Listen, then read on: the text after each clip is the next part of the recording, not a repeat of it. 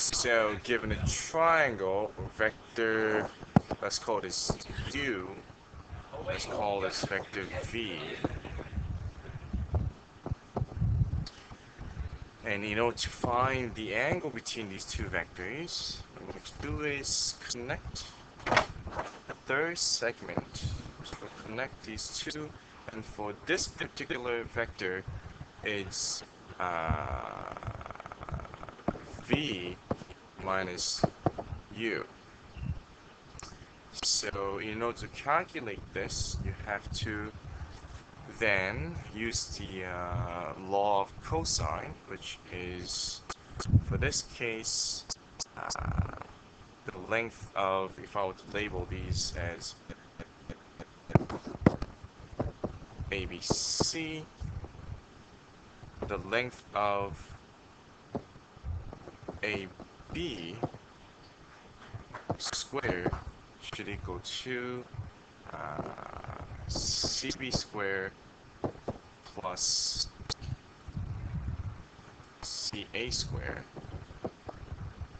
minus 2 times CB times CA times cosine of angle C, and angle C is what we're looking for. Now if I were to rewrite this in terms of vector component form, this will be the AB with the length of that, and length of vector u minus v is represented by the norm of vector v minus vector u, and squaring that will actually give us, in real life, the length of vector v minus u. And vector cb is represented by vector v squared plus ca will be vector u square that minus 2 times same thing vector v times vector u times cosine of angle c. Now, if I were to rewrite this in component form, well, let me do the easy one. For this one will be, as we talked about, dot product notation. The square of a vector is same thing as the length of that vector, which is calculated using a dot product rule.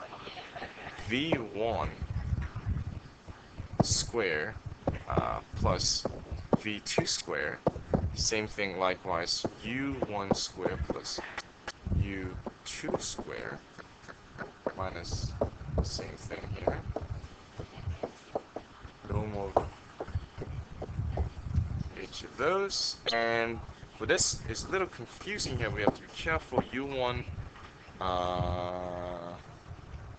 minus v1 minus u1 square plus v2 minus u2 square will be the actual calculation of that written in component form. But if you write this out, you will get v1 square minus 2 v1 u1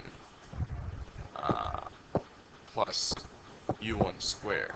And for the second, you get v2 square minus 2 v2 u2 plus u2 square equals the right side. I'm going to deal with that later. See if I could first get rid of anything. Okay, I'm looking at it. Okay, I guess we need to bring this over here. Now, if I were to subtract v1 square from the right side, which is right here, with this one, these two will cancel out nicely. And v2 square will cancel out nicely with this one. And u1 square will cancel out with u1 square. And u2 square will also cancel out nicely with those two. So now if I were to write this out, you will get minus 2 v1 u1 minus 2 v2 u2, which is equal to negative 2 vector times u cosine of c. Yeah. Now, if this means I can factor out negative 2 here, I'm not talking to myself, I'm actually recording this. So it doesn't matter, just a test. Minus, what do we get? Actually, plus v2 u2, which beautifully cancels out with negative 2 on the other side. Now, if that's the case, let me just cancel out right away. Now, what is this equal to? If you look at this, v1 times u1 plus u1 times v2 times u2, that is same thing as what? Well, can you recognize that this is a result of a dot product of two vectors, meaning v and u? Okay, if you do the dot product of vector v and vector u, you get this dot product right here. So this could be rewritten as vector v times vector u with the norm of vector v times norm of vector u times cosine of c. Since the aim here is to find the angle between two vectors, we'll simply divide both sides by norm of vector v times the norm of vector u, which will result in cosine of c. And if you do arc cosine both sides of that norm, you'll actually find the angle c of the whole thing, actually. And so therefore, if I were to sum it up, to find the angle between two vectors, your formula will be cosine of c, the theta that we're looking for, is equal to